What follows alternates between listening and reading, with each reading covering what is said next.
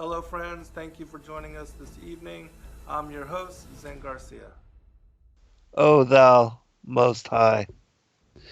Welcome, friends. I'm your host, Zen Garcia. This is Secrets Revealed here on Truth Frequency Radio, and I'm honored again to be with all of you here in fellowship. And thank you for joining the live broadcast. I'm on with my good friend Rob Skiba again this evening as we continue our journey into the Book of Enoch, going chapter by chapter and verse by verse. Rob, are you there, brother? I am here. How are you this evening, Zen? Really good, man. Just I'm busy on trying to get this book finished and completed so I can get some ordered before the upcoming conference. And so I know you're probably busy on your, as far as your presentations and different things. And I know you're busy with your comic books. And so if you would give people an update on, all of what you've got going on as well. Yeah, thanks so much.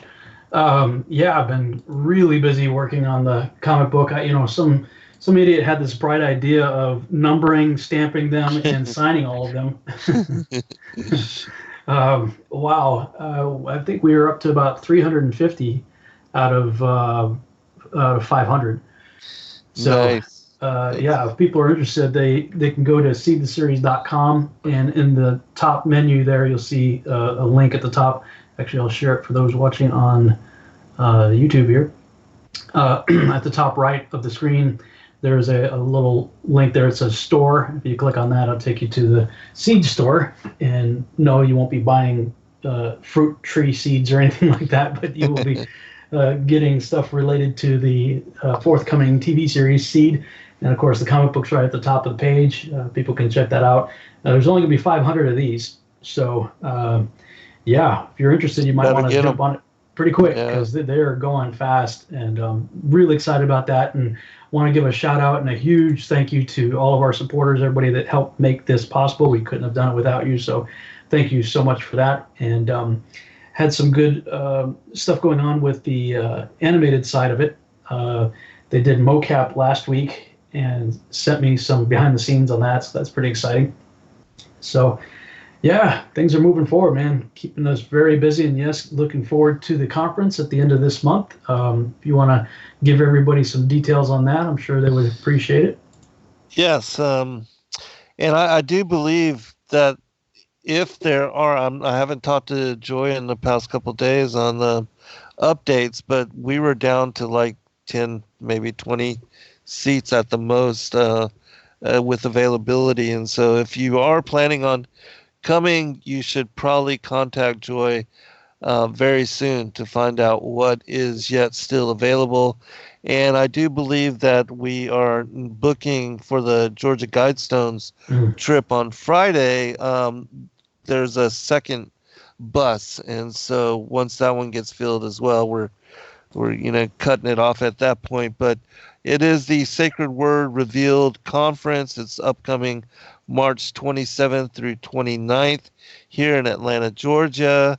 And myself and Rob, my son, Gary Wayne, Dr. Stephen Pigeon, Yana and Stephen Ben-Noon, Nathan Reynolds, Laura Austin, and Dr. Joy Jeffries Pugh will all be there and presenting both days. And we do have a number of speakers, and unfortunately we have to keep the presentations down to an hour each, but hopefully in the interim, there will be plenty of opportunity for people to meet and speak and greet and, hang out. And definitely looking forward to sharing meal with everybody as well. And just getting to meet people face to face. That's always an enjoyable part of doing the conferences.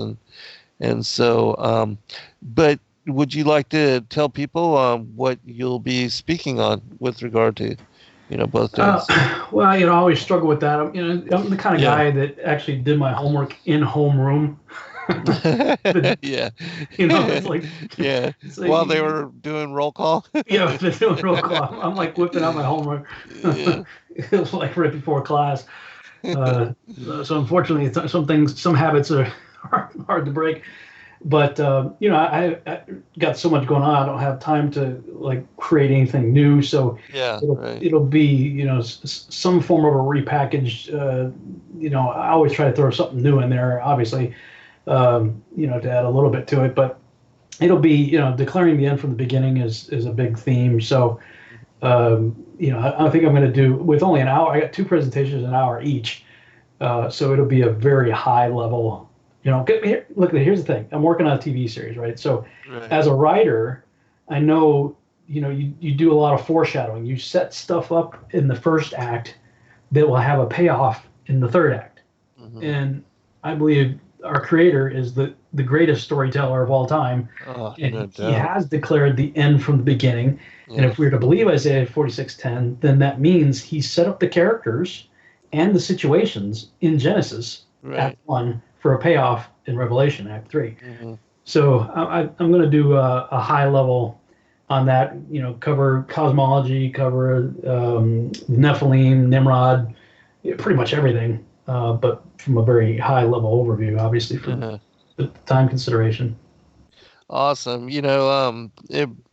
What you just mentioned with regard of God knowing the end from the beginning, I was working on a particular chapter in this book, and it was talking about how the garments of power, the rod of wonder, and also the Miriam's well had all been created before the foundations of the world, and that they would be instrumental in the lives of the patriarchs and Israel as a nation. And one of the things that I just recently learned, and I had talked about I did a 3-part series on the prophecy of the 10 kings, and I'll be actually speaking on this at the conference as well. But the well that God had created for Hagar and Ishmael in order to sustain him, that this same well, known as Miriam's well, it was also where Eleazar was sent by Abraham and had met Rebekah and brought her back to be Isaac's bride.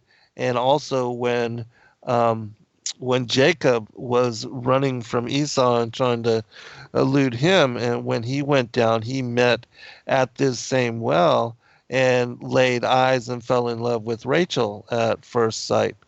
And then later, this was also the same place that when Moses was running from Pharaoh and had went east towards Midian, that he came to the same well and watered the flocks of Jethro's daughters and met Zipporah, who became his bride.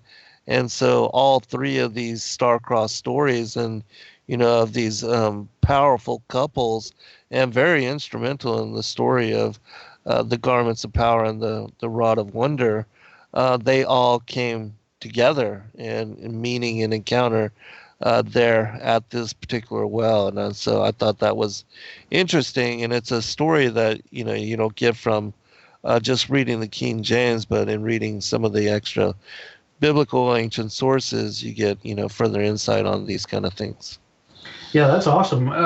I discovered something similar to that when I was looking into Shechem. And I'd come to believe that, now I know we have different opinions on where the Garden of Eden was located, but whether you're right or I'm right, at this point it doesn't really matter. Shechem is clearly an important place to God. Yeah. And how he set stuff. That's the first place that the house of Abraham actually owned, the plot of land. But that's where God stops Abraham. He leaves the Ur of the Chaldees, and he gets out there and he stops him at Shechem. And he says, "Okay, yeah, look around.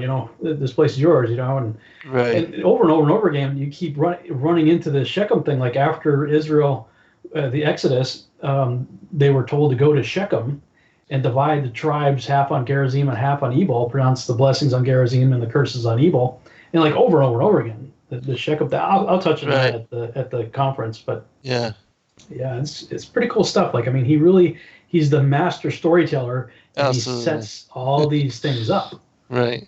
right from the Yeah. start.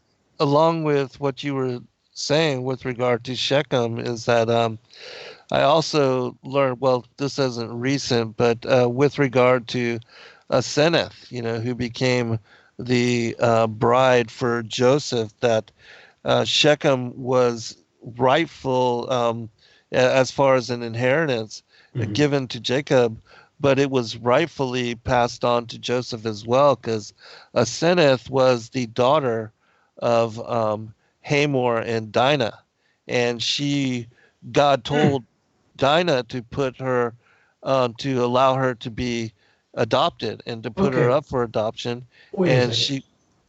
she was, adopted by Potiphar, the high priest in Egypt, and so she was the one that when Jacob came to visit, and she didn't want to marry anybody, and then he said that he wouldn't marry anybody that was a worshiper of idols, but she was actually Hebrew, even though she was raised, like Moses in this Egyptian household, but she became Joseph's bride, and she was actually, the daughter of Dinah, which made them the perfect couple. And then when you read the story of Joseph and Aseneth in the extra biblical manuscripts, it's like my favorite love story, even more powerful than the Song of Solomon. Wow. So, where is that? Where is that information? Where can that be found as far as where Aseneth comes from? The Legends of the Jews, and also I believe in the Perkti Rabbi Eleazar and the Asiter, the Secret Book of Moses. That's It fascinating. confirms these things. I don't want to derail the whole show on this, but Yeah. you and I have certainly had our issues with Dante Fortson. Yeah. Lately, apparently, he's put me in his crosshairs and put out like 8 videos, I think, Oh my gosh. where he's coming after me on different things. And of course, he's gone down the whole Black Israel route. And as far as that goes, my opinion on it is that they very likely were. The Israelites probably were people of color. But to say that they are now is, I think, completely ludicrous. It's almost like you listen to these people, and if you live in America and you're black, then you're an Israelite. It's like, first of all, Romans 11 throws color out the window. Right. So whether you're a British Israeli guy that thinks all Israel is white, or you're a black Hebrew guy and you think all Israel is black, it's completely nullified by Romans chapter 11. You're grafted in no matter what color you are. Right, exactly. But one of the things he was talking about was how, most people of color believe that Ham is the father of black people, and Japheth is the father of white people, and Shem is, Middle Eastern and possibly even Asian, which I think is ludicrous in and of itself also. No one is white. Yeah, okay, they produce white people, they produce Asians, and, Middle Easterns and black people. No. I think that happened much, much later. I actually think Dr. Ken Johnson does a really good job of showing how that came about. He's got a book called Ancient Post-Flood History. Right. And, we know from the Table of Nations in Genesis chapter 10 where people end up. And, in God's sovereign wisdom, he has put certain foods and plants and whatnot in various climatic regions that will be beneficial to you so you can survive there. So if you end up in an equatorial region, guess what? He's got plants all over the place that will help you produce more melanin. Right. What's that going to do? It's going to make your skin darker and protect you from the harmful radiation of the sun. Right. And then you get to the Tower of Babel, and like Joshua says, there's something like 600,000 men, I think, at the time, and we know that they were split up into 70 different languages, 70 different people groups. So you figure there's 600,000 men. You may be in the ballpark of 2+ million, people, counting women and children and whatnot. So let's say 2 million people split up into 70. Well, now you have controlled breeding experiments, and I think God in his creative wisdom decided, people who might have a certain, let's say, facial features, they will all go into this group. And guess what? You're speaking Chinese. Oh, Okay, well, if you get people with similar features together in a controlled breeding environment, guess what you're going to do? You're going to reinforce those traits, you Right. know?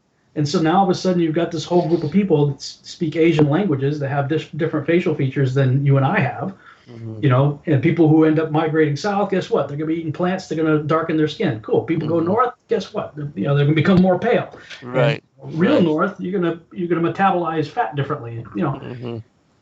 like I say, look, if you want to understand how humans diversified into the various shapes and colors, just study dog breeding.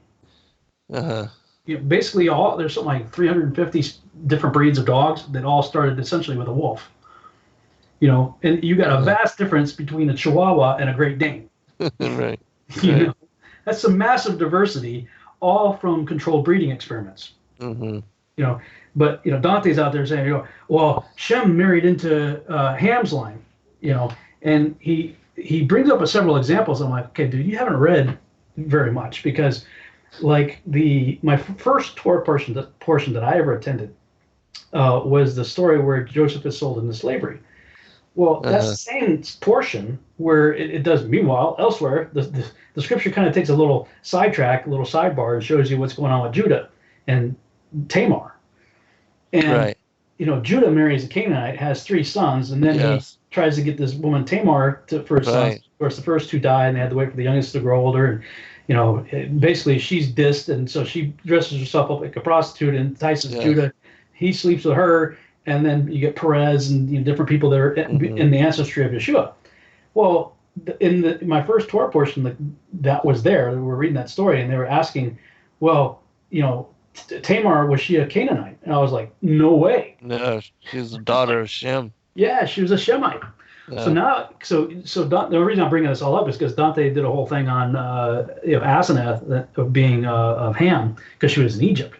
But Oh, and I hadn't really? looked into this, that'd be good. Yeah, he's wrong there too. I'm acquiring ammo here, so Yeah.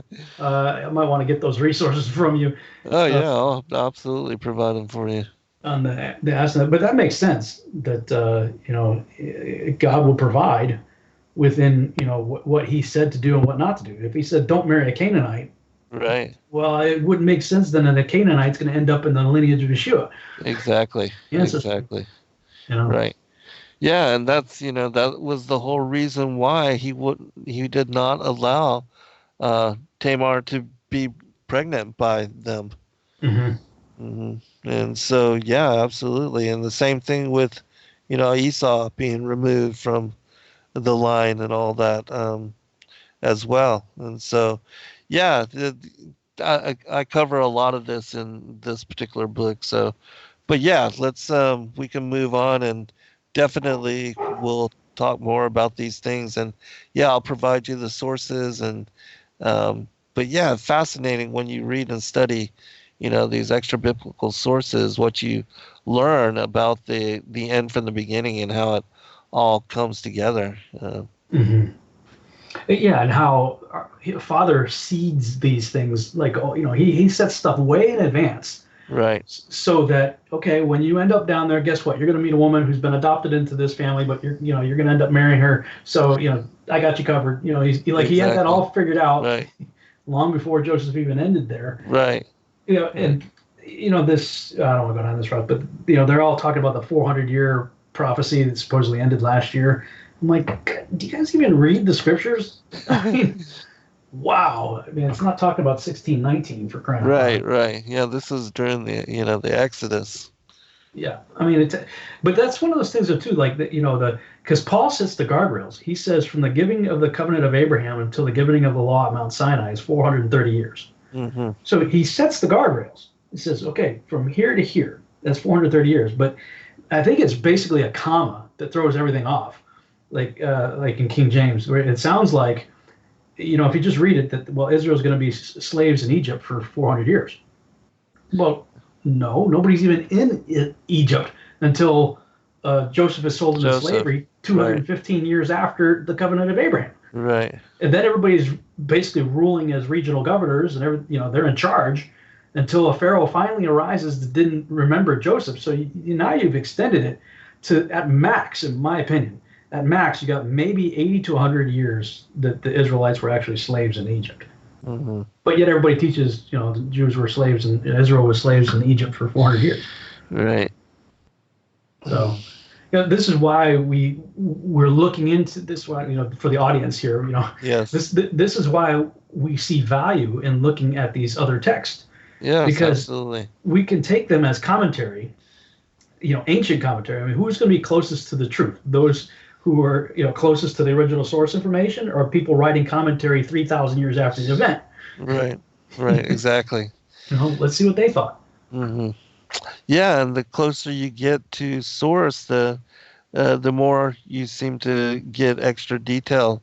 Even like reading the Targum, which is a whole nother thing, and a rabbit trail that my son will be bringing up, and he's going to be speaking about the word of the Lord and how all that was removed from the Targum numerous times, and share a lot of verses and passages that are, messianic and prophetic, and that cover in great detail his relationship with us, which is a whole, as I said, another rabbit trail, and one that he and I have covered in several hours of programming.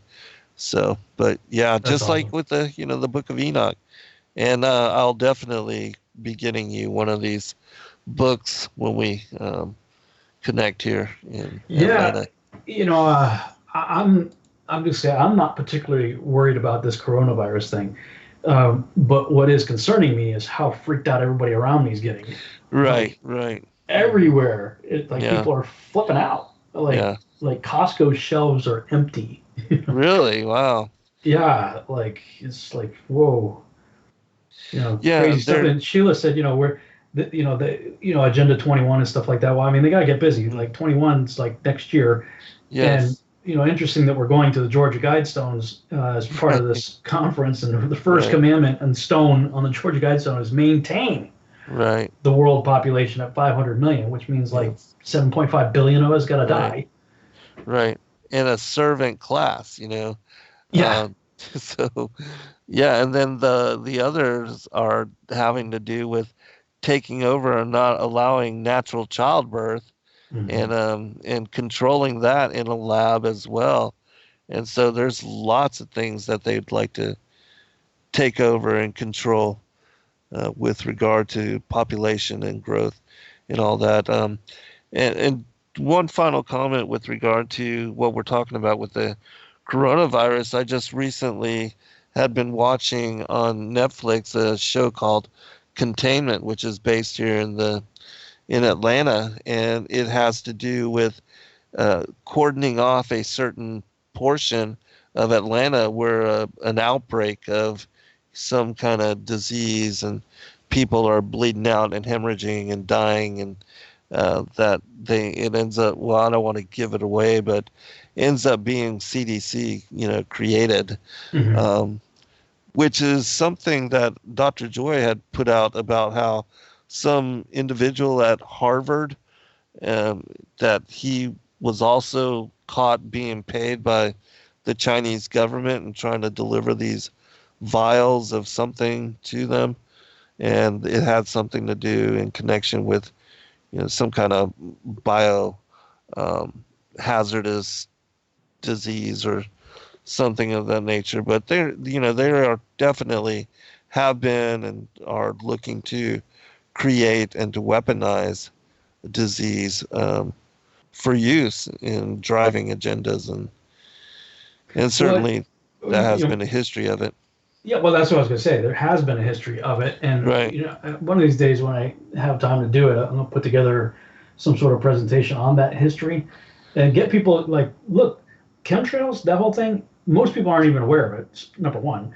Number Right. two, it's completely unregulated, so you have no idea who's up there doing what. And that being the case, do you really trust this government or any other government that's literally spraying stuff over your head every day? you know, like the people need to rise up and say, hey, this has to stop. We Right. need some regular. What are you putting in the sky? Exactly. Yeah. Yeah, and they always seem to do it right before the rains come. And in my opinion, the rains are bringing down these chemicals that they're spraying into the air, and then when it hits the ground, it vaporizes and becomes almost like a mist, and people are breathing these kind of things in and ended up sick, with sinus infections, pneumonia, and all kind of weird things. And the people that have really done where they've done chemical analysis on the chemtrails and the high levels of aluminum and barium and all these different heavy metals that are found, and they're testing snow and rain and other things, and there's a lot of people that have been speaking out about these things. But yeah, something's not right, and these things are completely unnatural and detrimental to people's health. All right, we'll be right back, everyone.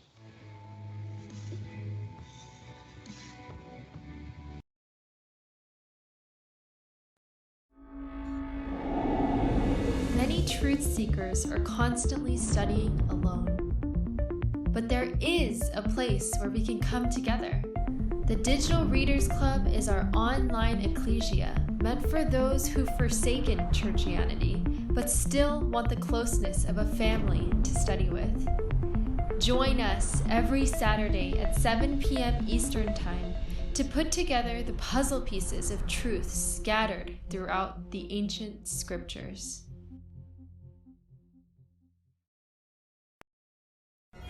Every day, questions arise. Are the stories in the Bible true? What if I told you that there are hundreds of confirming witnesses, which give intricate detail to the stories in the Bible? Have you ever found yourself deep in the rabbit hole with questions that no one seemed to have the answers to? Join us every other Friday at 9 p.m. Eastern Time for our Ask Me Anything series with author and researcher Zen Garcia, as he sheds light on the mysteries which have us all searching together.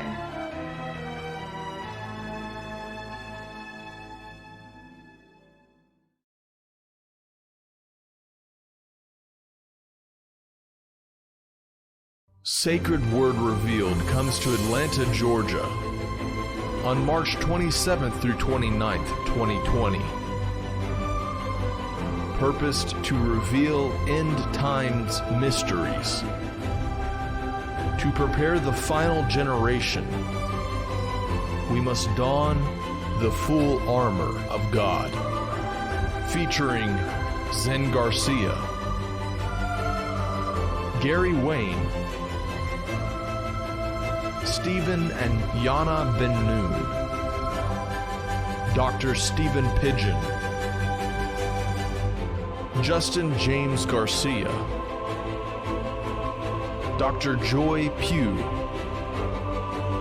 Rob Skiba, Laurel Austin,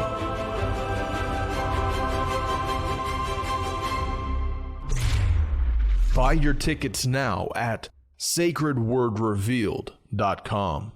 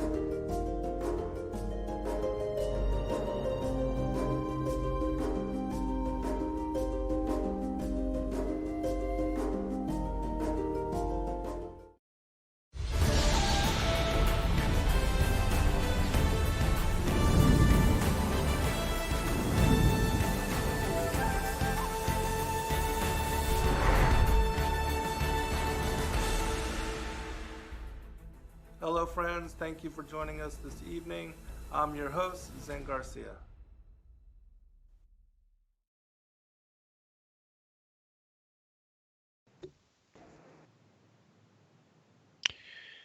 Besides, he had a prior claim upon the city.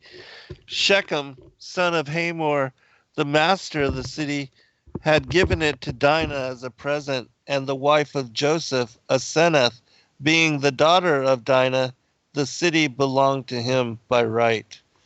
That's from the Legends of the Jews, but I'll definitely send you this information after. It also covers, just really quickly, in the very next line, it says, Adam's clothes Jacob had received from Esau.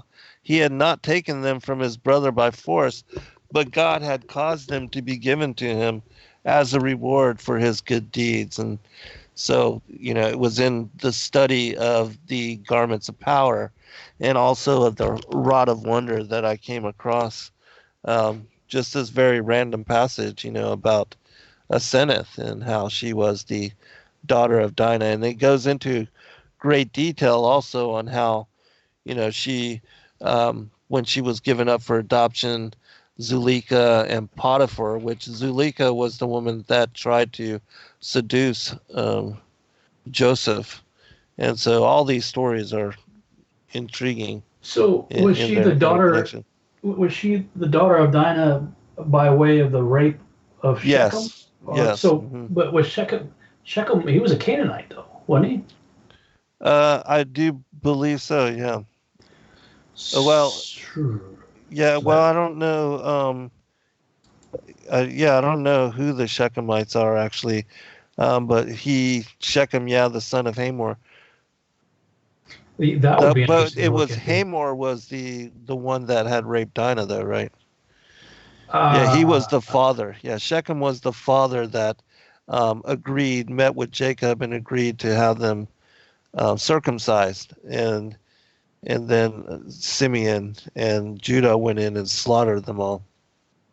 That would be an interesting study. You got me intrigued. I need something else to do. Right. Yeah, another sidetrack, right? Yeah. Well, if memory serves, last week the chapters were different. So we got as far as 50 in Lawrence, which was 51 in Charles. Right. So I guess I'll be picking up in 51 in Lawrence, and you'll be in 52 in Charles, I guess? Yeah, 52. Okay. All right. I'm ready if you are. I am. All right. After you, brother. There we go. 50 is L, right? L-I. Yeah. Roman numeral. Mm-hmm. Okay. After that period, in the place where I had seen every secret sight, I was snatched up in a whirlwind and carried off westwards. There my eyes beheld the secrets of heaven and all which existed on earth, a mountain of iron, a mountain of copper, a mountain of silver, a mountain of gold, a mountain of fluid metal, and a mountain of lead. And I inquired of the angel who went with me, saying, What are these things which in secret I behold? He said, All these things which thou beholdest shall be for the dominion of the Messiah, that he may command and be powerful upon earth.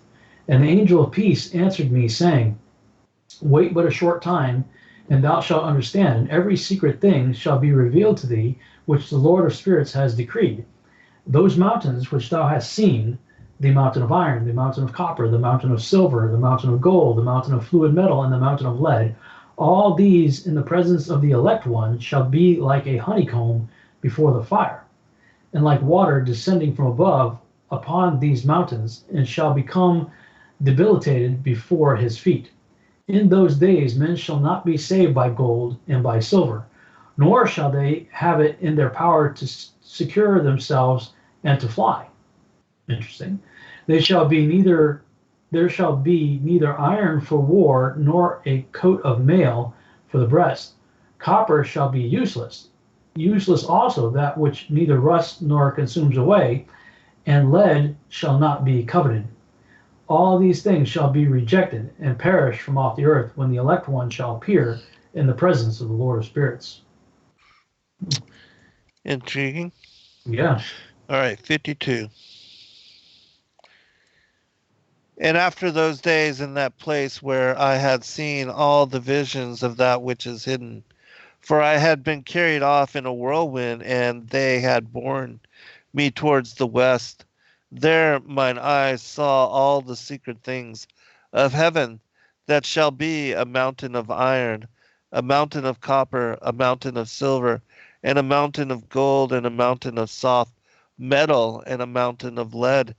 And I asked the angel who went with me, saying, What things are these which I have seen in secret? And he said unto me, All these things which thou hast seen shall serve the dominion of his anointed, that he may be potent and mighty on the earth. And that angel of peace answered, saying unto me, Wait a little, and there shall be revealed unto thee all the secret things which surround the Lord of spirits. And these mountains which thine eyes have seen, the mountain of iron, and the mountain of copper, the mountain of silver, the mountain of gold, the mountain of soft metal, and the mountain of lead, all these shall be in the presence of the elect one, as wax before the fire, and like the water which streams down from above upon those mountains, and they shall become powerless before his feet. And it shall come to pass in those days that none shall be saved, either by gold or by silver, and none be able to escape. And there shall be no iron for war, nor shall one clothe oneself with a breastplate.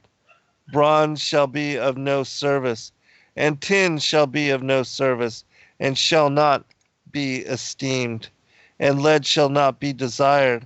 And all these things shall be denied and destroyed from the surface of the earth, when the elect one shall appear before the face of the Lord of spirits. Hmm. So basically, metals are becoming useless when Messiah comes. Yeah, that puts a different spin on, people are throwing their gold and silver in the streets like Right. It's worthless. Yes. Well, the way that they have established the economy, and like when you read the first book of Adam and Eve and some of the primary Adamic literature, it speaks about how it was the children of Cain, because they are not able to till the land or to bring forth crops, that they established weights and measures.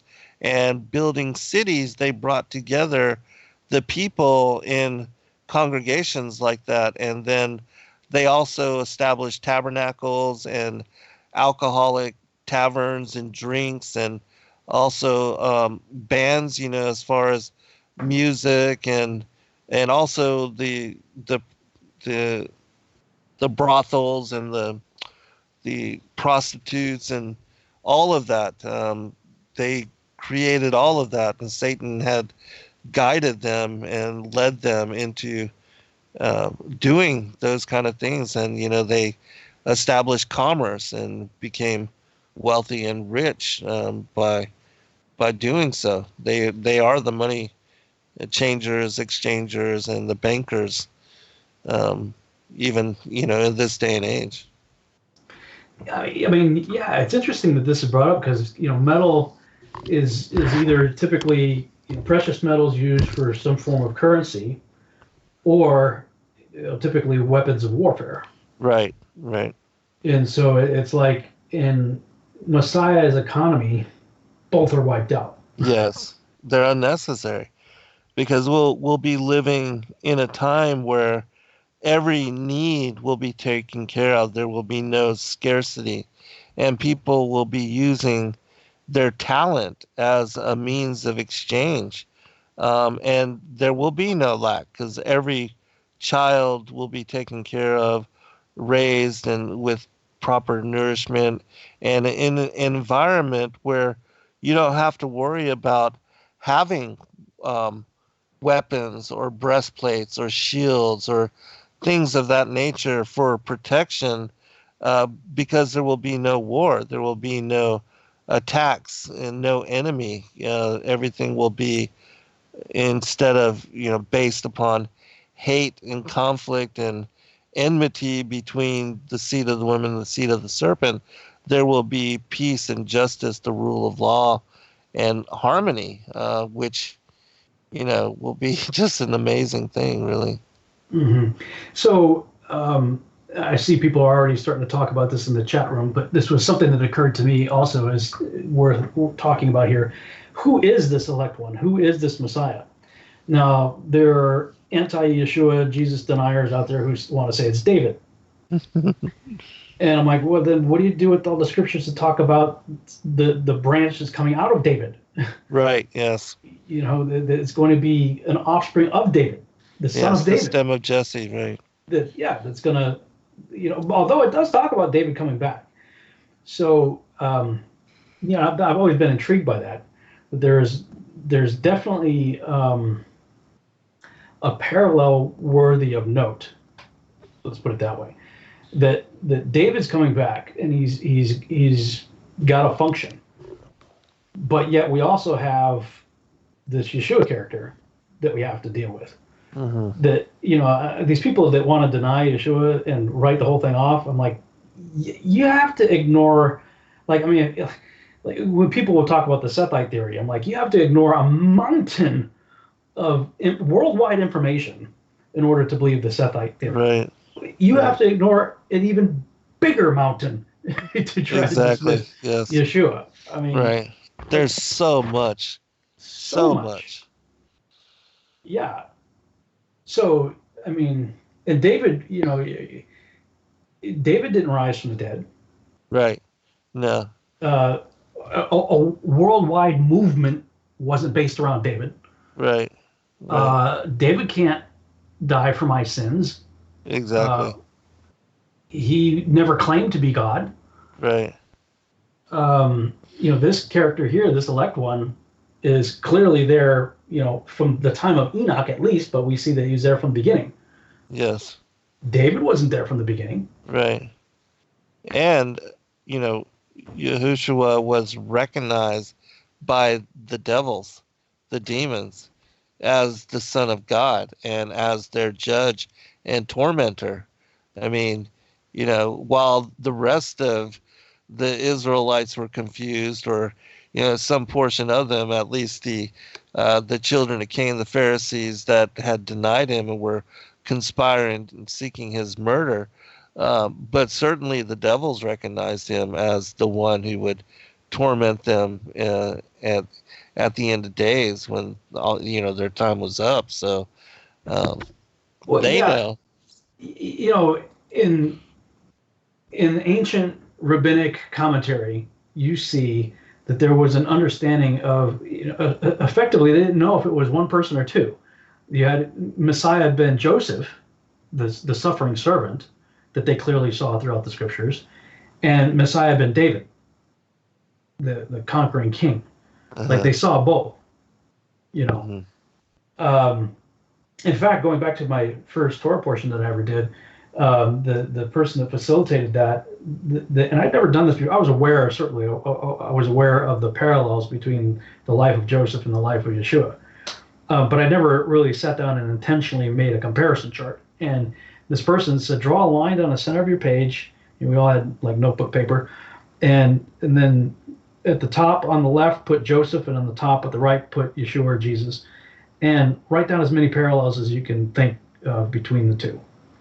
And just off the top of my head, I had 25, just quickly, Mm-hmm. And, many people had a lot of the same ones I did, but some had other ones. And I think collectively in our group, we had something like 50 parallels.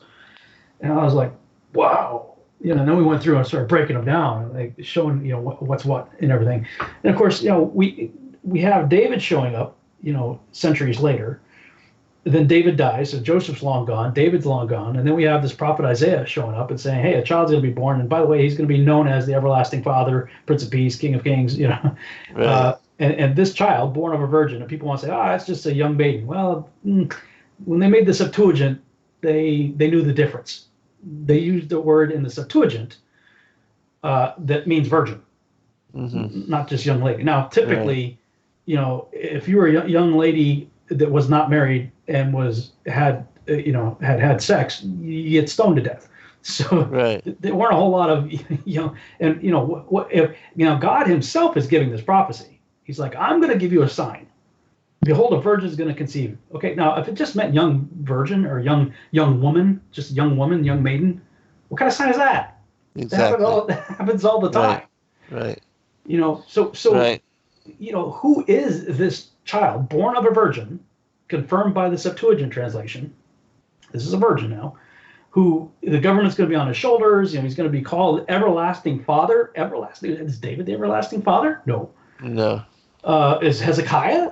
People who want to deny Yeshua say, well, that prophecy was just, it was a prophecy important to Ahaz, and it was Hezekiah. And it's like, well, he doesn't fit any of these descriptions, and as a righteous man, he would have denied all of those things. Mm-hmm. Don't call me that. That's blasphemy. And then you get to Isaiah 53, and like, what do you do with that? There's no getting around it. Right. Now David prophesies in Psalm 22. Talk about the dogs of Bashan have encompassed me, and they pierced my hands and feet. Now, he's waxing poetic, but yet somebody showed up, exactly, who fit those descriptions perfectly, and had his hands and feet pierced. Right. Yeah, and again, with regard to the Aramaic translation of the Targum, there are many. I believe there's 60 that are, specific again to the word of the Lord in the Psalms, which have that wording, the word of the Lord, and the association to Christ within them removed. So all of those are also provided in this book that my son did, the Word of the Lord, a comparative analysis of the hidden memra. And so, David wrote numerous times messianic prophecies, not just those, but others as well. That the Lord said to my Lord, sit at my right hand, and what have you. So do you think that there's like a co-rulership? Because we see that David does rule. I'm trying to think, I can't off the top of my head, forgive me, but I don't remember the exact prophetic scriptures talking about David ruling again. Do you think there's like coming a time with a co-rulership here on earth where Yeshua is ruling and reigning alongside David, maybe as a co-ruler? No. In my opinion, it is the Father, Son, and the Holy Spirit that rule, and the only co-ruler would be them, because we're moving into an eternal kingdom where we know and God is with us, that, and there's no longer to be a human ruler sitting on the throne. I think all that will be done away with, and we will know why we have to have God as sovereign ruler as well, because in this time and in this space, the duality that we've learned from having free will, we learned that human rulers and also angelic, the fallen ones, that we fell short, and we given free will to do as we wish and to create a world that we, as doing what we wish, that we would create chaos, and essentially we would annihilate ourselves out of existence. And so God has allowed this experiment, so to speak, to show us why we need Him as sovereign Lord, and why God has to be the sole monarch, but the Trinity ruling. But yeah, I believe that the as far as the Game of Thrones, the Reign of Kings, as far as human, all that will be over as we move into the millennial age. Yeah, I'd have to go back, and it's been a long time since I looked at that and look at the prophetic scriptures about David in an end time context. Because I could see certainly, Yeshua being the King of Kings. Yes. Well, then you'd have other kings. Like, in other words, even an example of Moses, was it Jethro? I think he's like, dude, you can't handle all these people. You need to divide up. Right. Yes. Set up some, local Leaders of governors, leaders. Yeah. leaders of leaders. Yeah. And so for that to, be in effect, I can see, maybe there could be, a king of kings type of scenario where he's the ultimate king, but he's divided up, Absolutely. regions under leadership.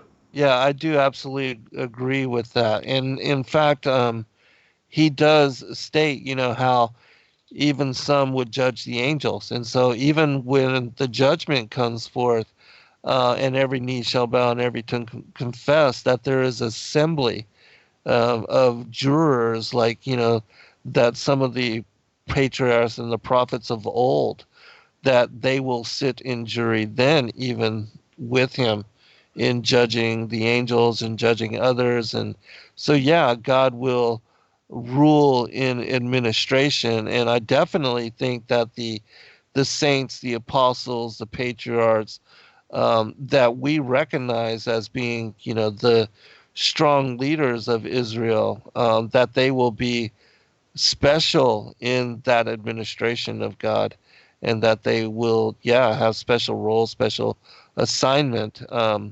But certainly, Yahushua, King of Kings, Lord of Lords, the Father, the Son, the Holy Spirit, they will be ultimate rule, because they are the only God. They are the pre-existent one. And so, yeah. Well, that's all I had on that particular chapter. Is there anything else you were thinking about? No, I think that's good. Let's move forward. Okie dokie. Let me switch over here to 52 in the Lawrence translation. There my eyes beheld a deep valley, and wide was its entrance. All who dwell on land, on the sea, and in islands shall bring to it gifts, presents, and offerings. Yet that deep valley shall not be full. Their hands shall commit iniquity. Whatsoever they produce by labor, the sinners shall devour with crime. But they shall perish. I guess that's what it says, front the face of the earth, probably from the face of the Lord of spirits and from the face of his earth. They shall stand up and shall not fail forever and ever. I beheld the angels of punishment who were dwelling there and preparing every instrument of Satan. Then I inquired of the angel of peace who proceeded with me, for whom those instruments were preparing. He said, these they are preparing for the kings and powerful ones of the earth, and thus they may perish.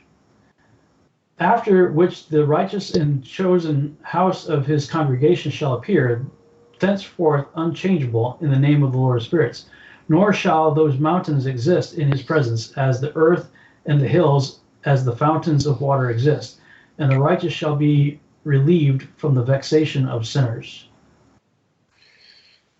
All right, 53. There mine eyes saw a deep valley with open mouths, and all who dwell on the earth and the sea and islands shall bring him gifts and presents and tokens of homage. But that deep valley shall not become full, and their hands commit lawless deeds, and the sinners devour all whom they lawlessly oppress. Yet the sinners shall be destroyed before the face of the Lord of spirits, and they shall be banished from off the face of his earth, and they shall perish forever and ever. For I saw all the angels of punishment abiding there, and preparing all the instruments of Satan. And I asked the angel of peace who went with me, for whom are they preparing these instruments? And he said unto me, they prepare these for the kings and the mighty of this earth, that they may thereby be destroyed. And after this the righteous and elect one shall cause the house of his congregation to appear.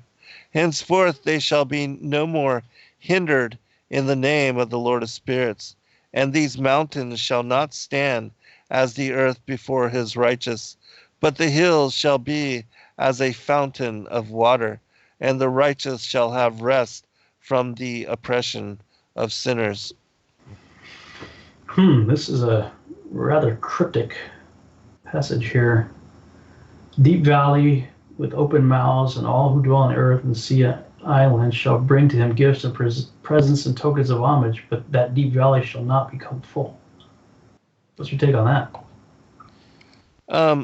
I think it has something to do with, how it speaks about in Isaiah 14 as well, about prepare slaughter for his children, because the kings, they are the bloodline of Satan, the seed of the serpent, and it mentions there, about the seed of the evildoers. Anyways, we'll pick it up on the other side. Be right back, everyone.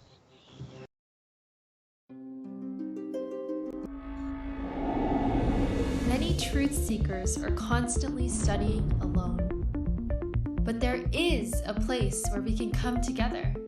The Digital Readers Club is our online ecclesia meant for those who've forsaken churchianity but still want the closeness of a family to study with. Join us every Saturday at 7 p.m. Eastern Time to put together the puzzle pieces of truth scattered throughout the ancient scriptures.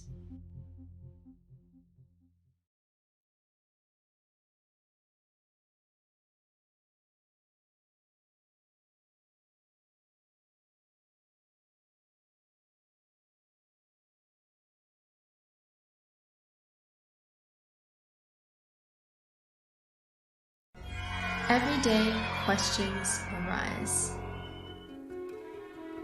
Are the stories in the Bible true? What if I told you that there are hundreds of confirming witnesses?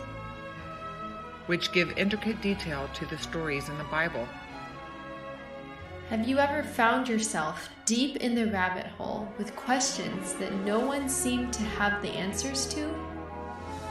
Join us every other Friday at 9 p.m. Eastern Time for our Ask Me Anything series with author and researcher Zen Garcia, as he sheds light on the mysteries which have us all searching together.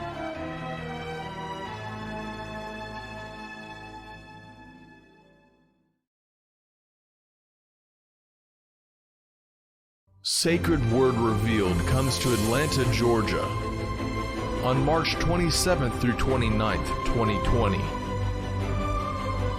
Purposed to reveal end times mysteries, to prepare the final generation, we must don the full armor of God. Featuring Zen Garcia, Gary Wayne, Stephen and Yana Ben Noon, Dr. Stephen Pidgeon, Justin James Garcia, Dr. Joy Pugh, Rob Skiba, Laurel Austin,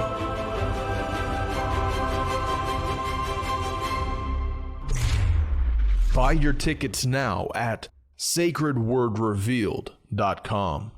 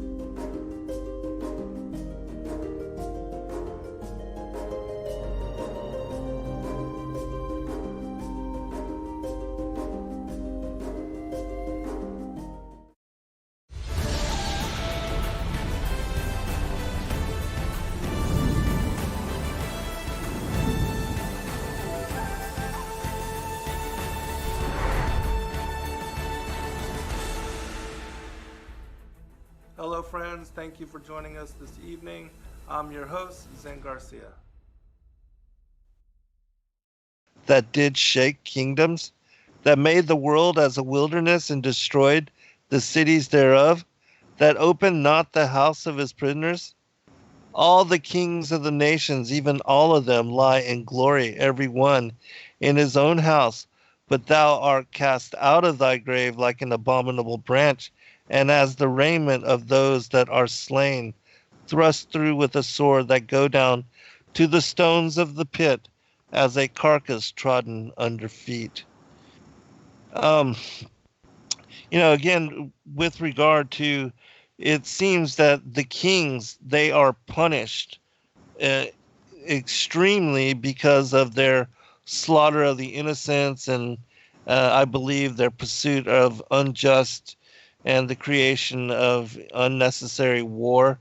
And certainly that we see even in this day and age, with the war of terror and on terror, that Iraq being targeted, and I think for purpose other than, what we were told, the whole thing of weapons of mass destruction and got to remove Saddam Hussein, even the oil that we talked about, the grave of Gilgamesh being there discovered, and the focus on the museums and how they had stolen all of these ancient artifacts, priceless. I mean, because those kind of things, you don't run across or discover them.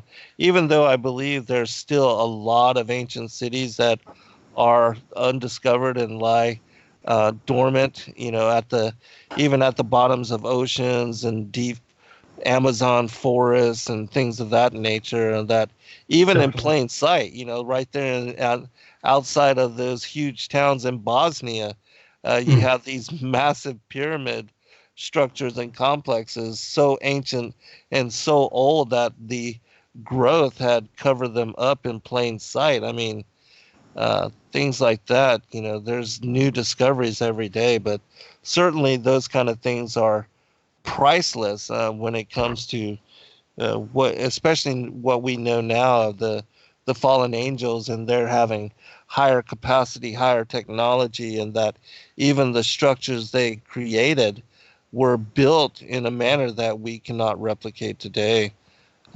So. Oh yeah, you've been out in California, out in the LA area. There's like these. The first time I ever went out there, I was struck by the appearance of the mountains that are all like around the highways and stuff. They call it the City of Angels. And the mountains, to me, look like somebody took a really huge dump truck and just buried pyramids, because they all had this very pyramidal, like kind of a cone shape to them. As I'm driving around, like I can't remember the exact highways, 101 maybe, I don't know, all in that area, and I'm looking at them, I'm like, man, I wonder if anybody's ever thought of digging into those things. Right. They look to me like rubble burying some kind of structure. Right. But yeah, I mean, to your point, I think there's cities like and things like that all over the world. All over, exactly. Even like some of the ancient names for the topography there in the Grand Canyon, and how Kincaid was supposedly had discovered this ancient Egyptians. Yeah, the Egyptians and different structures there in Egypt, and how they have names like the Temple of Isis and things of that nature, and they look like, if you dug into them, you would discover,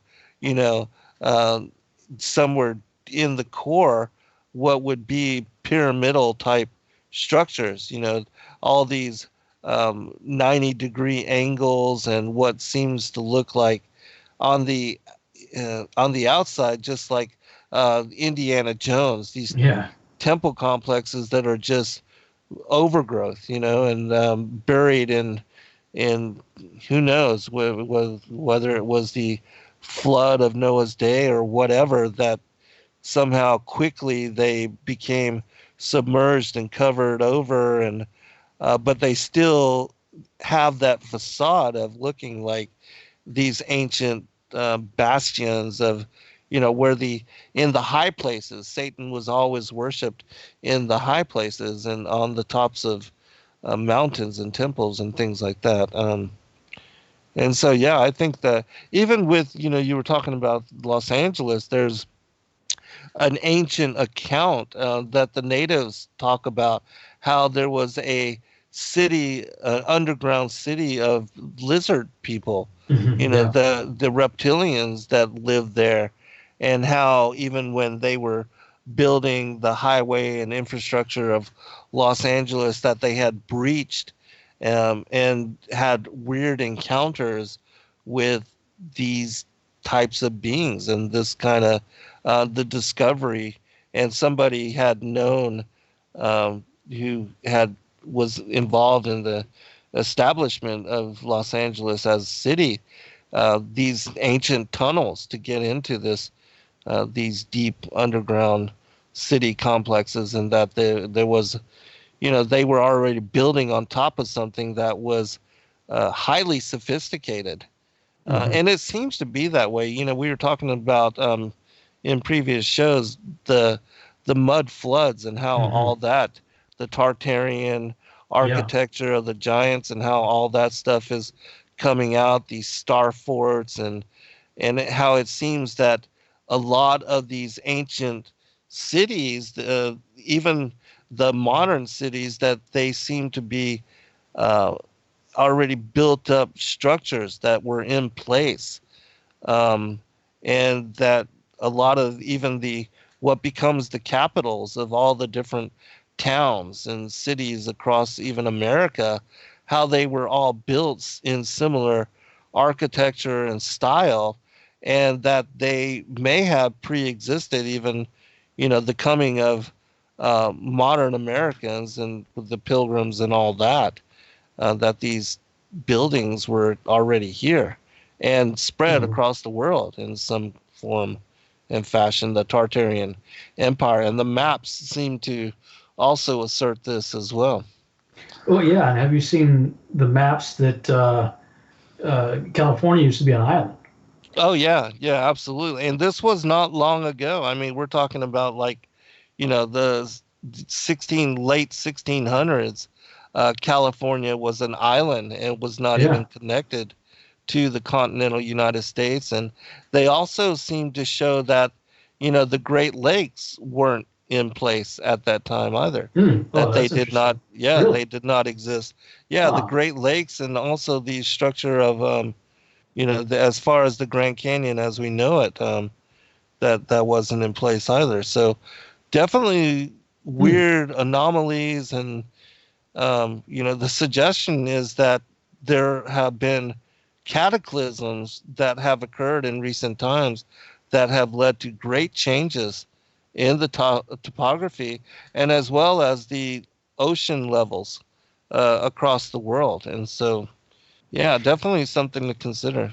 Yeah, maybe just a slight rabbit trail, but I'd seen, I'm trying to get caught up in watching the Isaiah 46:10 conference. I think it was just the last weekend. Right. And I'm intrigued. Steve Lutria has I can come to a new take on end times.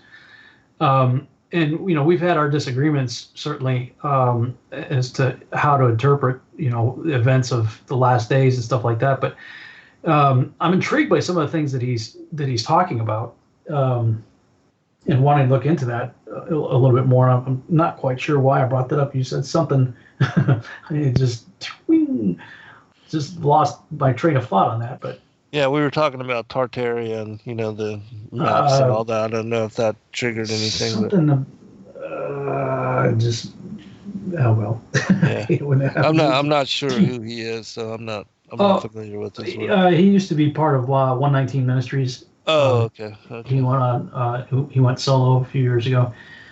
But yeah, I guess maybe just to say that I'm rethinking a lot of things. Everything, yeah. Yeah, I mean, we go to churches that preach a certain dogma, and we become convinced that that's it. Until you get out on your own and start reading on your own, and you're like, oh, wait a minute, that's not quite right. That's not quite right. And history itself may be completely jacked up. And if some of these events like, I mean, if California used to be an island and the Great Lakes didn't used to be there, then we're talking, like you said, pretty major catastrophic events in very recent times. Right. I mean, we're only talking just a few hundred years. Yeah, the 1800s seemingly. Yeah, That's what it's 17, pointing to. 1800s. Yeah. And major cataclysms ongoing, not just The mud flood thing is very yeah, that's very absolutely intriguing. fascinating, right? Yeah. What's your take on the instruments of Satan in verse 3? I was wondering if that was like, the instruments of torture and what they would put the kings through. Because, like, when you read the Apocalypse of Peter, and also the Vision of Paul, in describing Sheol and the wicked being located there, it speaks about how these angels of fire, they punish the residents there, the wicked, for the things that they did, and depending on what sin that they underwent a certain type of punishment, and there always seems to be instruments of torture included in some manner within that punishment. And it makes you wonder about like the kings and the torture, and also the Catholic Church and the trials. Inquisition. Yeah, the Inquisition, and even the witch trials that went on even long before then, and how they tortured all these women, and so those kind of things. It makes me wonder as to if they will have to you reap what you sow, type of thing, with regard to all the people they tortured. Well, yeah, Scripture says that the lake of fire was prepared for the devil and his angels. Mm-hmm. Like it was never meant for us. It was Right, prepared right. For them. humanity at all, yeah. And so, Hasatan is not a name. It's a Title. Yeah. Yeah, it's a title, the accuser. So, if I'm looking at verse 3, and I saw the angels of punishment abiding there and preparing all the instruments of the accuser. Mm-hmm. But there are many Satans. They're not just, right. That takes some unpacking right there. But, mm-hmm. We tend to create this caricature. This, Lucifer, that word wasn't even in Scripture. I mean, that was a footnote that, made its way into Scripture much later. So, I mean, we have Samael and various other names that are given as proper names for the character in the garden. Mm-hmm. But we see that there are many Satans. There are, accusers. I mean, a Satan is just an accuser. Right. Of course, we know of one that is identified as the accuser of the brethren. Mm-hmm. That being said, so I struggle with wondering whether in a passage such as this we're talking about a specific entity or just a description. Right. And I think really that it's kind of legion. That legion represents, that we are many. But I certainly do believe that there is a one, because even in Luke chapter 10, verse 18, Yeshua speaks about seeing Satan fall as lightning from the heavens. And so and then in the passage in 2nd Enoch, where it speaks about one from the order of the angels that, turned and rebelled against them, and that this one, as it says in Isaiah 14, Ezekiel 28, where iniquity was found within him, it's speaking about this king of Tartarus and king of Babylon, but being specific to Satan, the adversary, that there is one, this Beliar, Samael, all these different names for this one particular being. And he was the first created archangel. Like in the Gospel of Bartholomew, Bartholomew is given and taken down and the Hades and hell is exposed, and he's allowed to ask Beliar, who is, he speaks of himself as being the first created archangel, even before Michael, Raphael, and Uriel, and he talks about, his rebellion and how iniquity was found within him and all these different things. And so that, in my opinion, shows and gives specificity to there being this one. But of course, those that rebelled with him, they are all counted as legion. We are many. Mm-hmm. Yeah. Okay. I don't really have anything else on that. I did during the break, though, just sort of as a side note, look up the scripture. Actually, somebody posted it in the chat room, Jeremiah 39. But they shall serve the Lord their God and David their king, whom I will raise up unto them. So this is after David, talking in an end time context. And if people go like on BibleHub.com and look up Jeremiah 30 verse 9, I don't want to take up the whole show on this, but people can look up the commentary on that and why it's not specifically David. We see like a commentary on the Messiah from Jeremiah 23, 5 and 6, talking about a branch coming out of David. Right. I will raise up, unto David a righteous branch. And just, there's lots of commentary on this stuff. So this is a study I did a long time ago. So I'm like reaching way back here, looking at this again. But it is kind of confusing because you do see prophetic scriptures about, David appearing to be ruling and reigning in the last days. But, it seems like as you break down the language used, and even the Targums, it mentions in some of these things here, that's talking about a Messiah coming out of David. Right. That's why the ancient rabbinic, sources talk about a Messiah ben David, a son of David that would be the Messiah.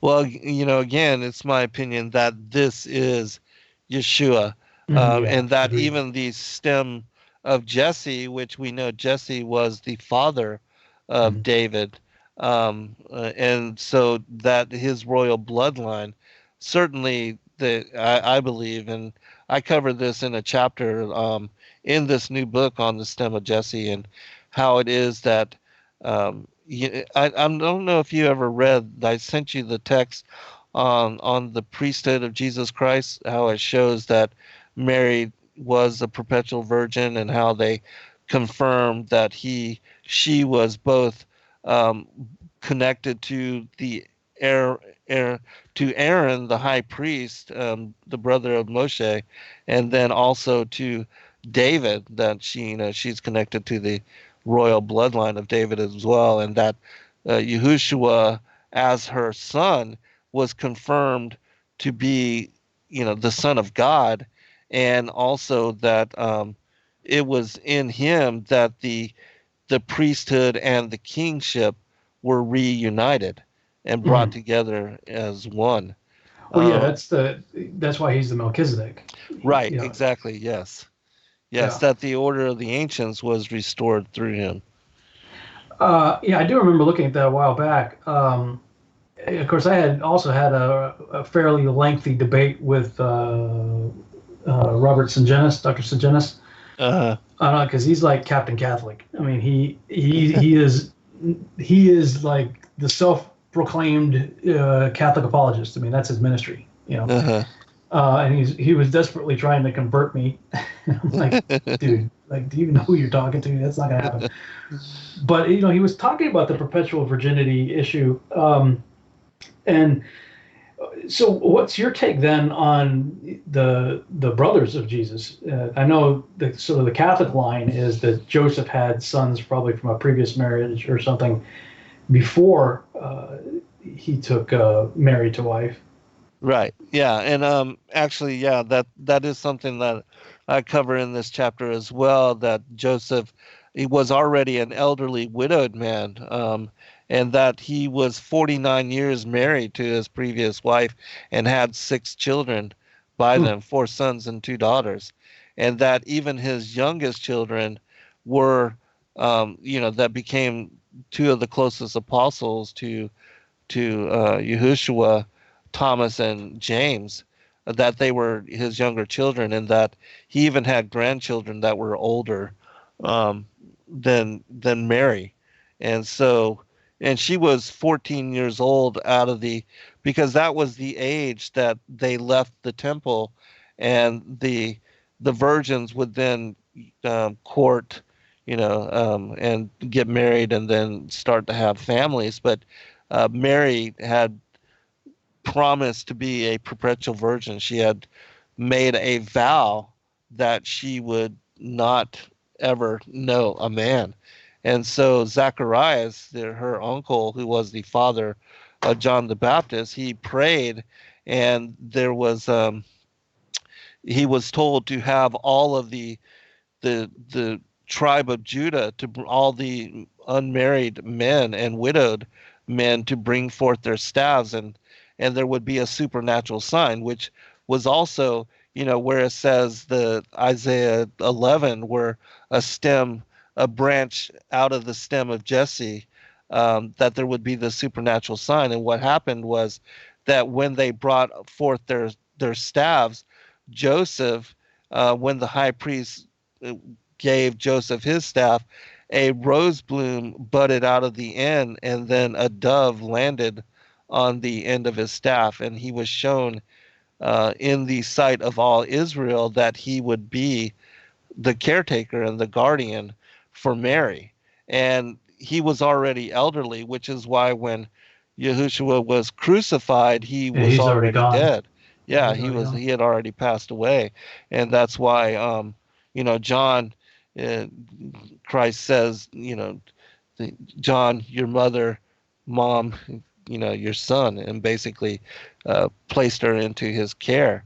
And so, and that's also why, in this particular text on the priesthood of Christ, it confirms, and also in the infancy gospels and narratives, that Salome, who was Mary's cousin, she was also a midwife, that they could not believe that, she was a virgin, and that she was conceiving a child. And they checked in whatever way they do. They checked, and they affirmed her virginity. And then also the priests, they called forth the midwives when they had to, because they were deliberating.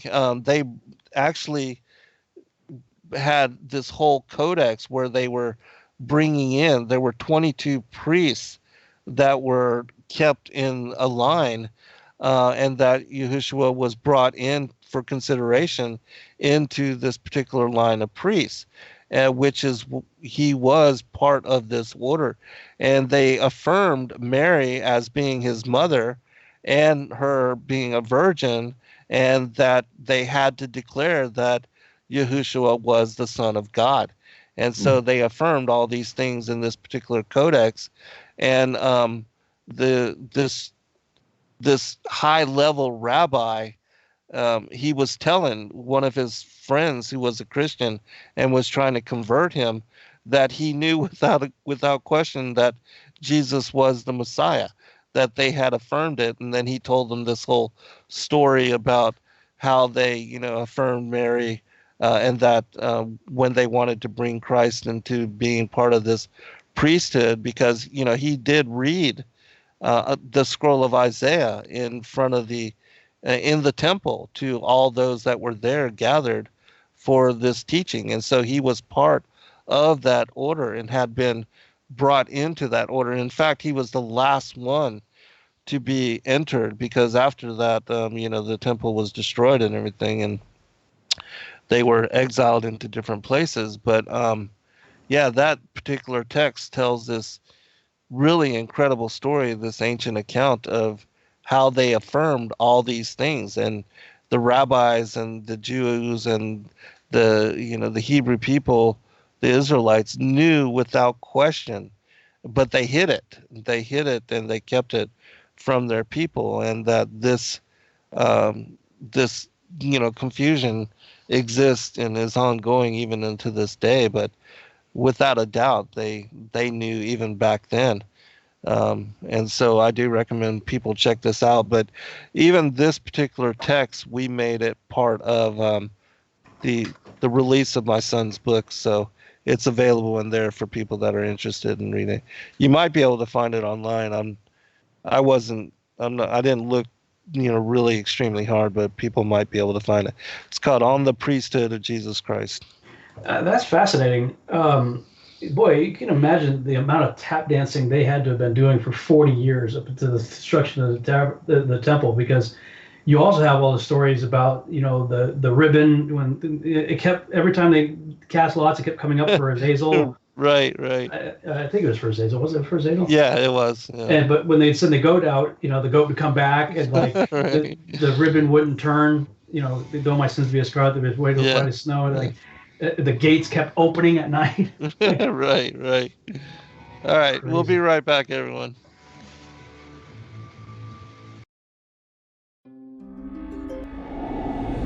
Many truth seekers are constantly studying alone.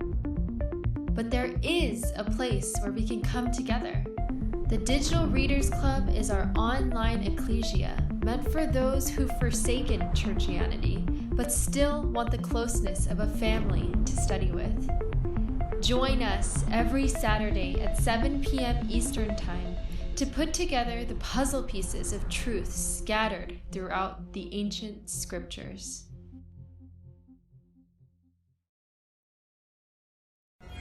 Every day, questions arise. Are the stories in the Bible true?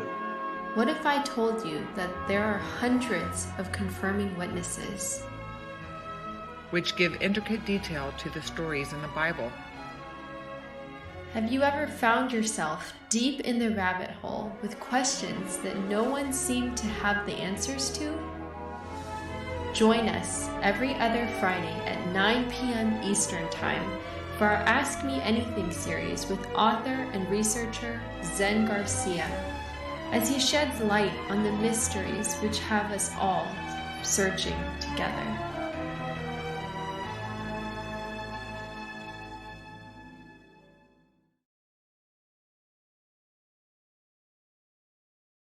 Sacred Word Revealed comes to Atlanta, Georgia on March 27th through 29th, 2020. Purposed to reveal end times mysteries, to prepare the final generation, we must don the full armor of God. Featuring Zen Garcia, Gary Wayne, Stephen and Yana Ben Noon, Dr. Stephen Pidgeon, Justin James Garcia, Dr. Joy Pugh, Rob Skiba, Laurel Austin,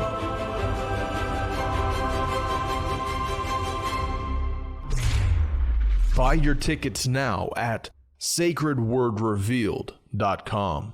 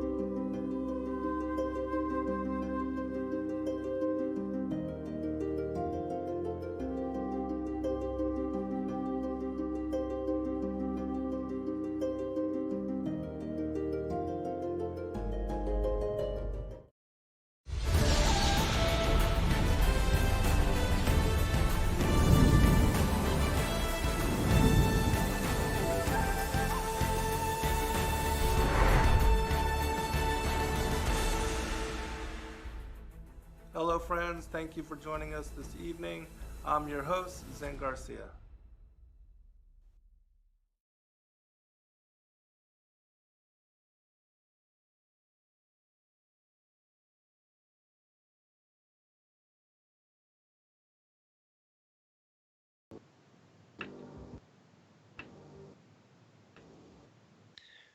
The Virgin Mary, while taking heart, hesitated, tilted her head, and her eyes filled with tears, said to them, I have given birth to Jesus, this I know, just as you yourselves already acknowledge, but I do not know a man.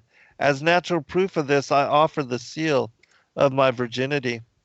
Upon hearing this, and at a loss and in a state of confusion, they were reduced to utter paralysis. Then, after recovering themselves, they said to her, It is not possible for us, nor is it without risk, to register in the divine codex the child born from you in violation of accepted practice, unless you reveal his father as well, so that we might persuade you by our action here. The codex is set before you as proof. Examine it, and you will see how, based on ancient custom, each priest reports his patronymic and tribal lineage from Levi. So do not hinder us and your son as well regarding the question under consideration and what by mutual agreement we have resolved to do about him. Holding fast once more to her words, she said, As I have said, I do not know a man. Do what you deem right. And then, after deliberating amongst themselves at length, they fetched midwives, and after conducting every test and careful examination, they found that she truly was a virgin. And as they were no longer able to resist her on the grounds that she was not the mother of Jesus, because of the oath they swore to the law and their promise, they interrogated the neighbors and the family, secretly believing that they would find some outsiders to discredit her maternity. But quite the opposite. They found everyone of one accord in confirming that not only did Mary give birth to Jesus at that time, but that the infant appeared fully formed, as it were 2 years of age.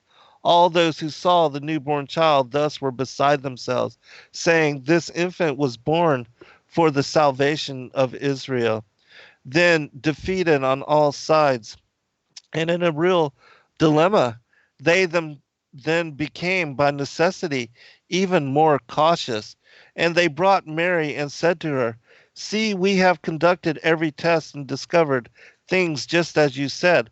But because it is necessary for us to register him after hearing from your living voice, we adjure you by the Almighty God to tell us truthfully who is the father of your son, Jesus, whom we are required to register in the codex set before your eyes.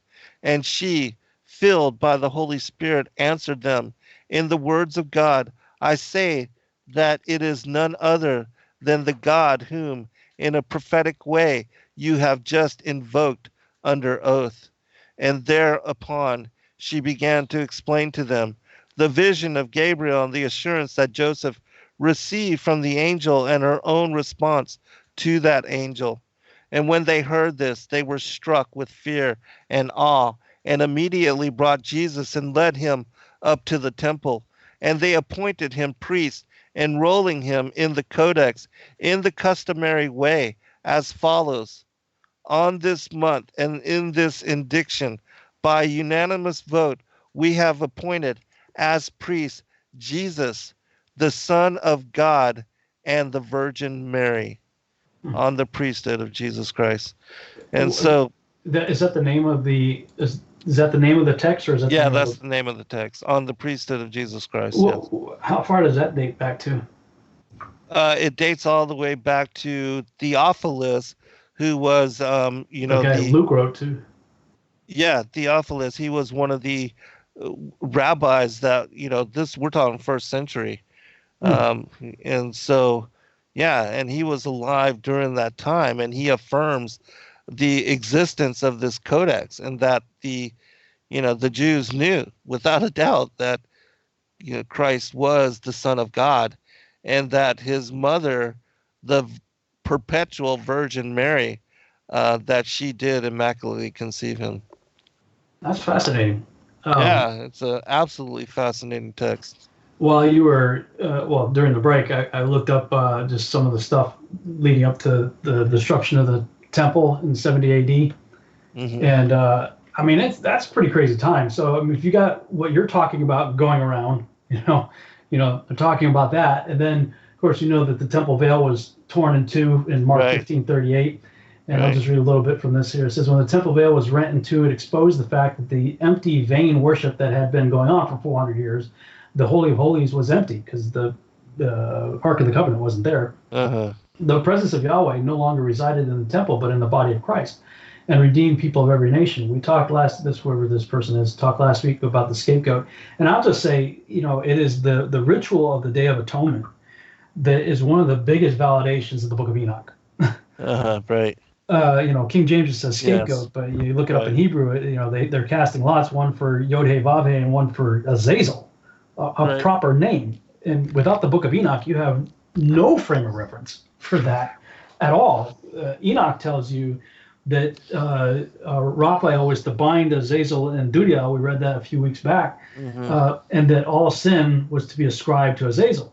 Right. So that's why. The entire ritual of the Day of Atonement makes no sense at all without the Book of Enoch.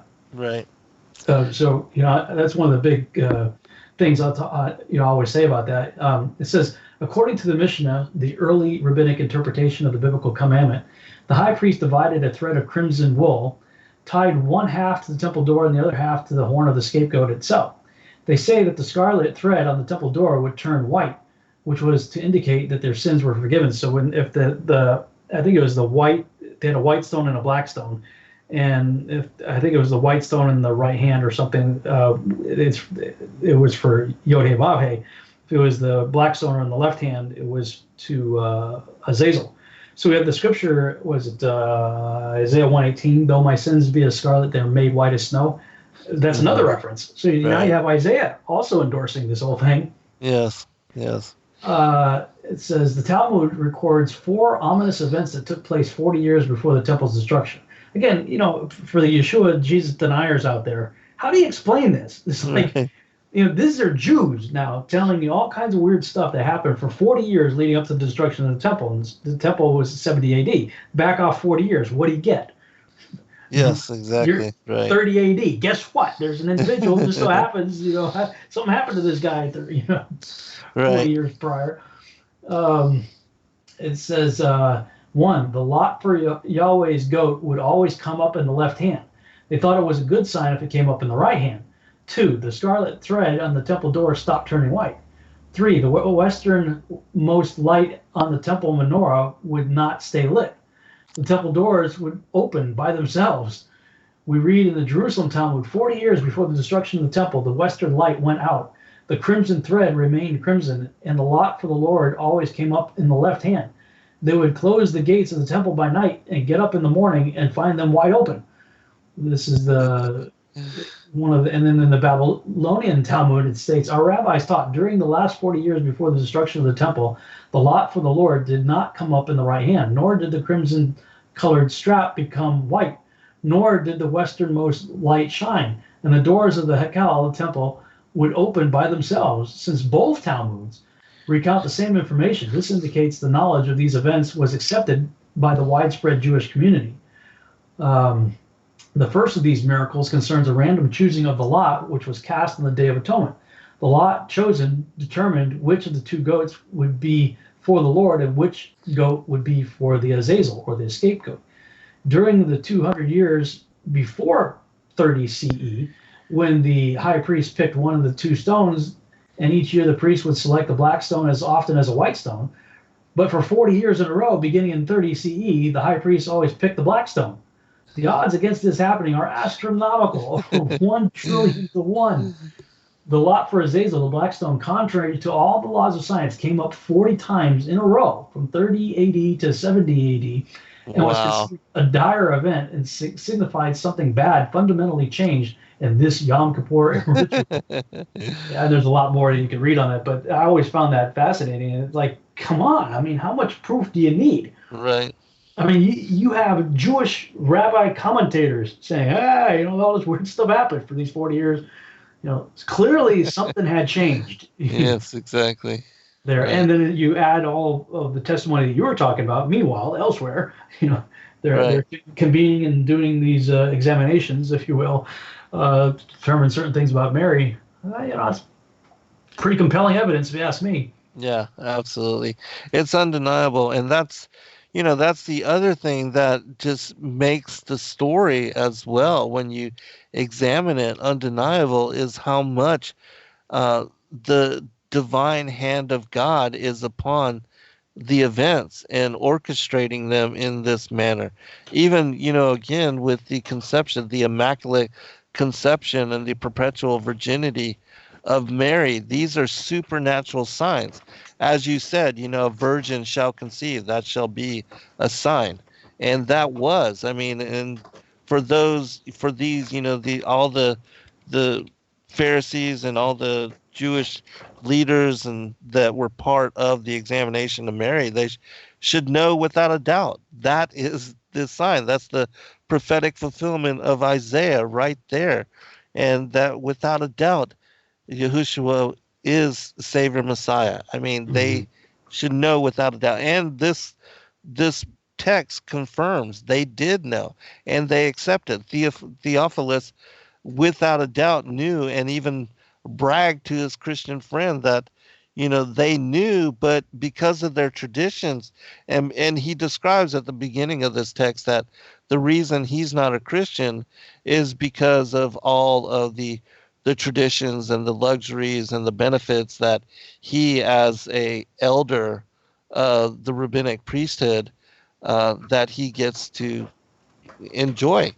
And so he doesn't want to be a Christian. He talks about, why would he? And that they knew without a doubt. And so, yeah, I recommend people read this text in its entirety. And I did send it to you, so it's in your email. Yeah, I remember looking at it a while back. Just so people are, people always freak out. I'm not endorsing the Talmud. Okay. Yeah, you're right. Yeah. I agree. There's lots of crap in the Talmud. And I've never of course. Yeah. I've really never, honestly, I've never read Kabbalah. I've never read the Talmud, the Zohar. I've never read any of those. I've certainly read about them and read quotes from them, but I've never read any of those things. But I've read enough about them to know there's not much in there that I'm going to endorse. Right. My point in bringing it up is this is what they believed. Yes. This is what even they. Right, even they, exactly. Even from their own text. It's like, when we talk about the New World Order, we read from the protocols or like the report from Iron Mountain. We're not endorsing what they say. We certainly are against it. However, we're sharing what they say in their own words, which is confirming what we're talking about, so. Yeah. Yeah, well, that was a heck of a rabbit trail. Right. The Book of Enoch. Shall we continue? Yes, let's do. Okay. Let's at 53 in the Lawrence. Then I looked and turned myself to another part of the earth, where I beheld a deep valley burning with fire. To this valley they brought monarchs and the mighty. And there my eyes beheld the instruments which they were making, fetters of iron without weight. Then I inquired of the angel of peace who proceeded with me, saying, For whom are these fetters and instruments prepared?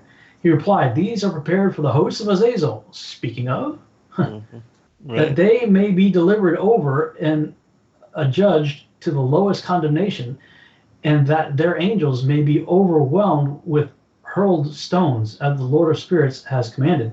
Michael and Gabriel, Raphael and Phanuel shall be strengthened in that day, and shall then cast them into a furnace of blazing fire, and the Lord of spirits may be avenged of them for their crimes, because they became ministers of Satan and seduced those who dwell upon the earth.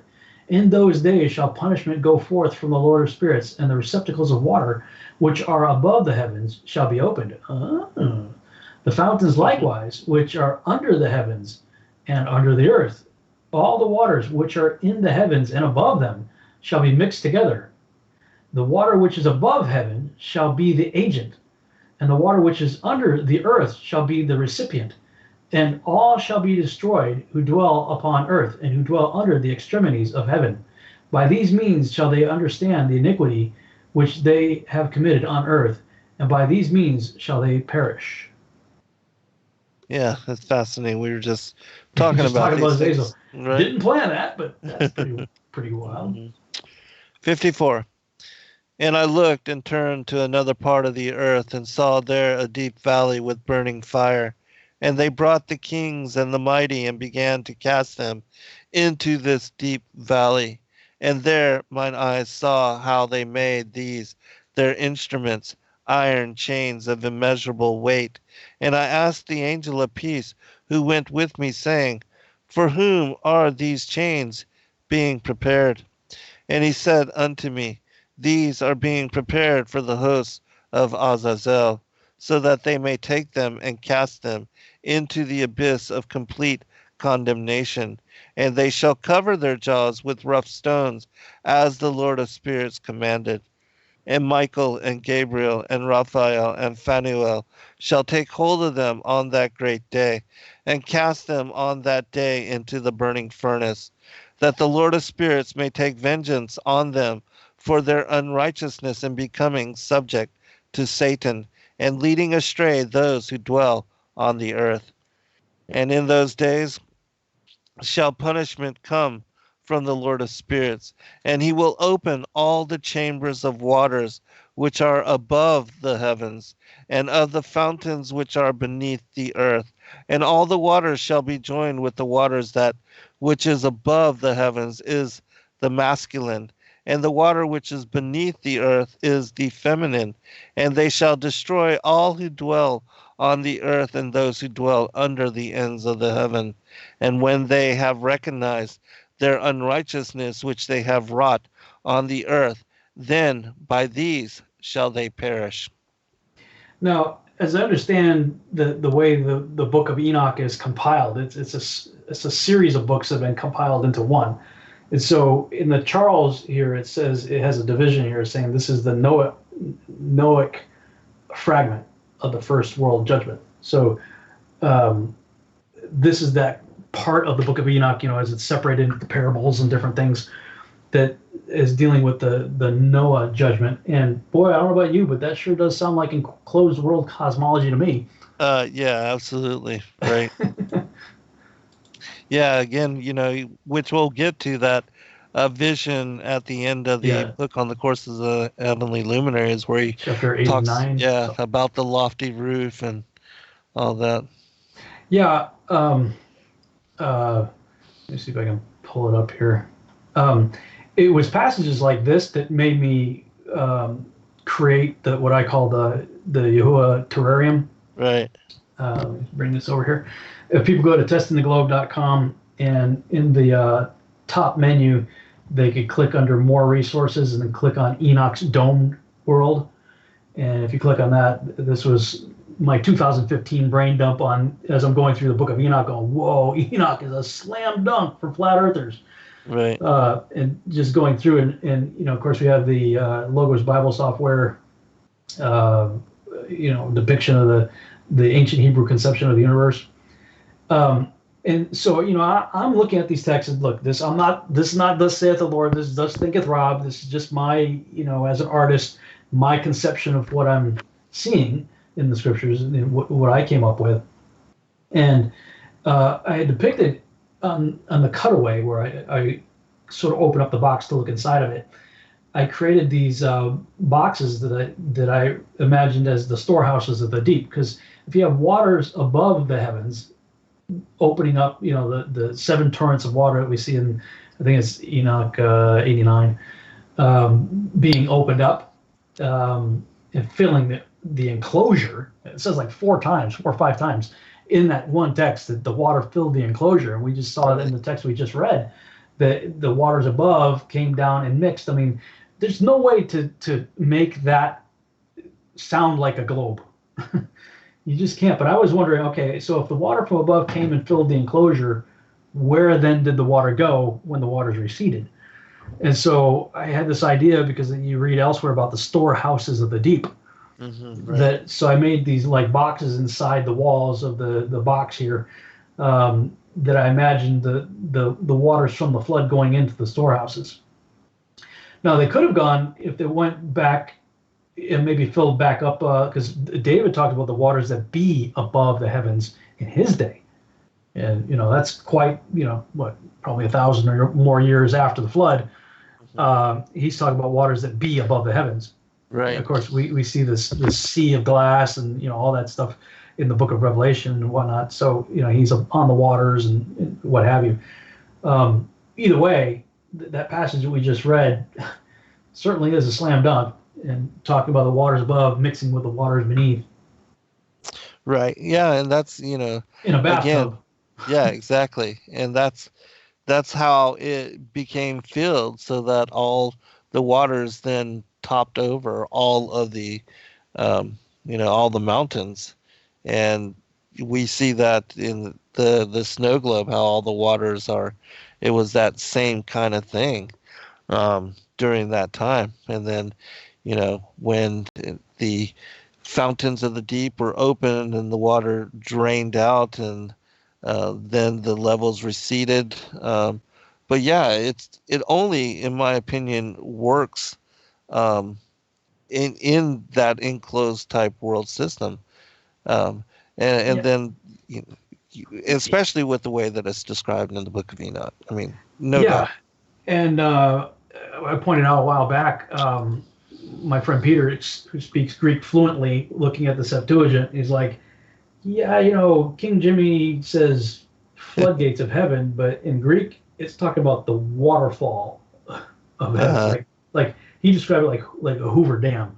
That a Greek-speaking person heard the words. It was talking about the floodgates of heaven. Literally like this. Imagine Hoover Dam on steroids. Right. There's no way you can make that rain from fluffy clouds. Put it that way. Right. It's the windows of heaven. Windows are in a solid structure. There's no way around it. Right. And can you imagine how much water would have to enter? And the pressure of that water coming down? Oh, no doubt. My goodness. You talk about changes to the topography, and then oh man, all the animals, and then all the mud and all the everything being just mixed up and tousled together. Yeah. Well, go figure. When God wants to make a judgment, right. He's going to be thorough. Yes, unforgettable. In wiping everything out and stirring it all up. To the credit of Creation Ministries, even though I'm really frustrated with them as far as what they're picking and choosing, what they're going to be quote unquote literal about, they do a good job of showing how why we have the different sedimentary levels and the different fossils that we find in them. Well, it just makes sense. If you've got a washing machine sifting dirt around, the bigger, heavier objects are going to be on the bottom, and the lighter ones are going to be on top. And stuff that's already aquatic is going to already be on the bottom. So really, a worldwide flood is the only explanation for the fossil record. The fact that we have a fossil record is testimony to the Great Flood. Yeah, absolutely. And then you have the shells of oceanic creatures on the tops of like the Himalayan mountains. Whales even. Yeah. So how do you explain all that? Yeah. We got 2 minutes. 2 minutes. Yeah, we're not gonna be able to get into the next chapter. Yeah. Oh, why don't you just tell people about how you're gonna put together in the graphic novels your seed series? Yeah. Cool. Thanks. Basically, every television script is divided up into a teaser in 5 acts. The 5 acts are interrupted by your commercial breaks. Of course, streaming online, you're not going to have commercials, but you still write the script as if you're going to have commercial breaks. So what I realize is that the page count for typically a 45 to 47 minute, we would call hour-long episodic that has commercials in it. You typically have each act is going to be roughly 7 to 8 pages-ish of television script. But that translates to about 30 pages of comic book. Awesome. So basically, for every television script, I get 6 products. You get the teaser and 5 acts for each individual comic book. So we're about halfway through the second one right now, issue number 2, which would be Act 1 of the television script. And when we finish Act 5, we'll have 6 completed comic books that will then package together into one graphic novel. So we ultimately end up with 7 comic book products from each individual television script. So I told my comic book artist, I'm like, are you guys happy? They're like, yeah, we're real happy. I'm like, are you happy? I'm like, I'm jacked out of my mind happy. I'm so happy with you guys.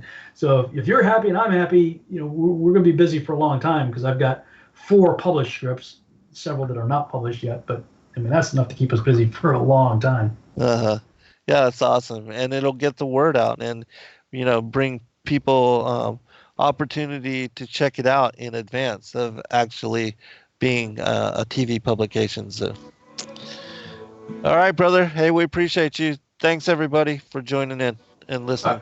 Thanks, man. Thanks, everybody. God bless all. Good night. Night. Shalom. Sacred Word Revealed comes to Atlanta, Georgia on March 27th through 29th, 2020. Purposed to reveal end times mysteries, to prepare the final generation, we must don the full armor of God. Featuring Zen Garcia, Gary Wayne, Stephen and Yana Ben Noon, Dr. Stephen Pigeon, Justin James Garcia, Dr. Joy Pugh, Rob Skiba, Laurel Austin,